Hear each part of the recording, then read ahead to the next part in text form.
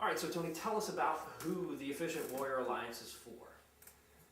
Well, there's a lot of schools out there and a lot of students out there who are training that come from more sport-oriented training that would like to add more realism to their training regime.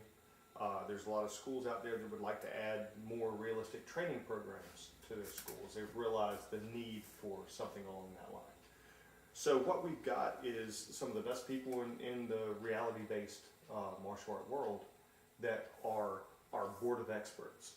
And we also have, like I said, myself and Lamar Davis as the directors of the association. Right. And we're putting together some programs that will help people to incorporate more realistic training into their own personal training regime or as a curriculum in the school. So that's what we're looking at. We're trying to bring some services to people, give them a chance to network with some people that are in a real world environment as far as they're training people who have been on the streets and had to survive with their martial arts training, people who are teaching people that have to survive with what we teach them. Okay. And some people need some guidance sometime in figuring out a direction to go. You're coming from, like I said, a sport, either sport karate, taekwondo, or even a mixed martial arts sport environment. You're used to training a certain way, but you react the way you train. If you're training for an environment that has rules and regulations, then you're training weaknesses into your ability to protect yourself in the street. Definitely. Take grappling, for instance. Right. Grappling's great in the ring. It has proven itself to be a tremendous tool.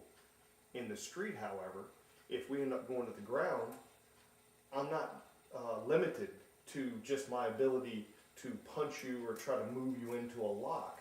If I can get to my pocket, I'm going to be pulling my knife out. Right. If we go to the street or go to the ground in the street, we may be rolling through gravel or broken glass or things like that. So you have to be prepared for those environments. Right. Real fights are sudden, violent, and a lot of times unexpected. Right. Okay.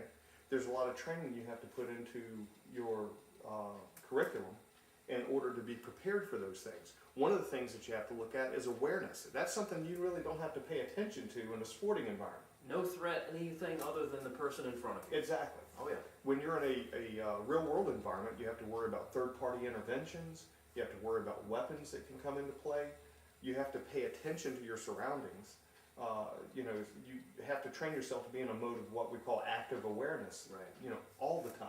All the time. There's reasons why police officers and people that have been in law enforcement, when we go to a restaurant, we try to sit with our back to the wall and having a view of the restaurant and the entryway. Not because we're paranoid, it's not like John Belushi and this kind of thing.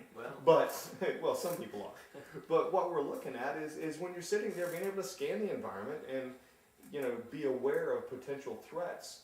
People give you clues if you pay attention. Yeah, if you know what to look for. Exactly. And so awareness training becomes a major component that you don't see in a sporting environment a lot of times. Right, so Belushi could have been the cocaine.